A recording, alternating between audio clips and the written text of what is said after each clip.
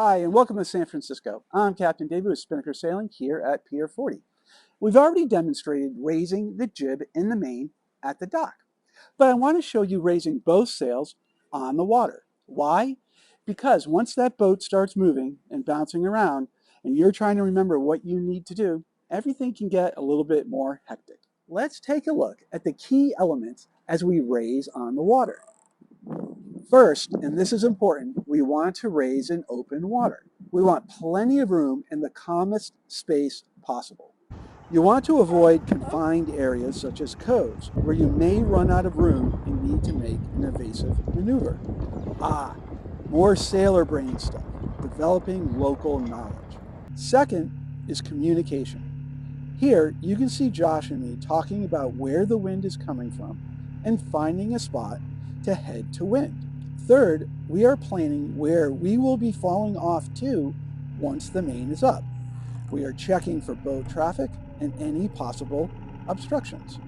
Remember when I raised the main at the dock?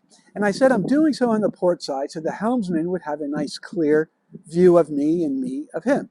Well, there are other reasons why we always try to raise on the port side.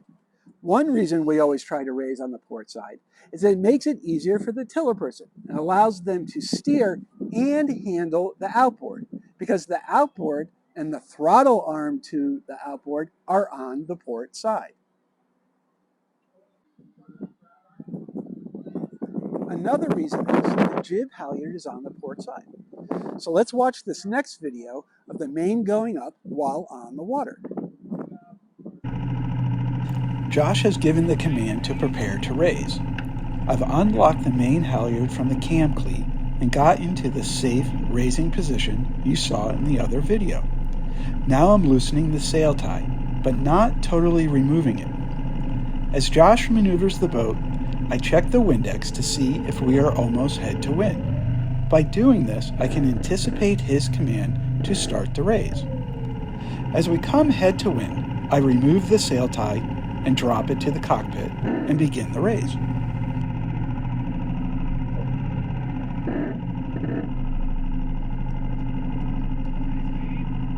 You can see Josh preparing to release the second sail tie.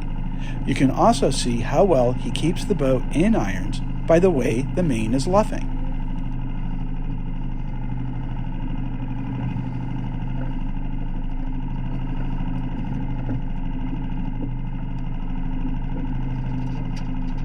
Right here, I can't get the main up any higher.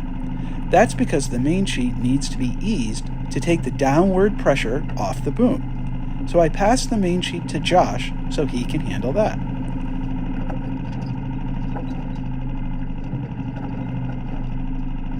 With the main all the way up, I can tie it off down below. While I do that, Josh is looking around and double checking that it is safe to fall off into a port tack. With the main up, we need to have a clear plan for falling off. Well, since everyone is on the port side like they should be, it only makes sense to fall off to starboard onto a port tack. That way, everyone is already on the windward side. No one will be in the way of the boom. Additionally, like I said earlier, the jib halyard is on the port side. With the main out of the way towards starboard, raising the jib is very easy. Once the main is up, your instructor may have you sail under the power of the main only to let you get a feel for how the boat moves along and let you get a feel for the tiller. You may even do a few tacks and discuss points of sail.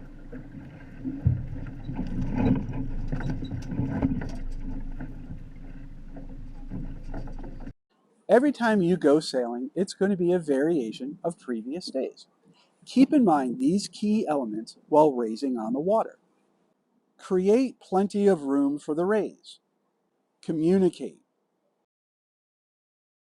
Be prepared to make a maneuver and start over. Raise on the port side of the boat. Fall off to starboard. And preset your working end of the jib sheet and make sure the lazy end is not cleated. And finally, practice. Practice raising and dropping the sails. It's going to help build your confidence and develop a great system of communication between you and your crew. So until next time, cheers.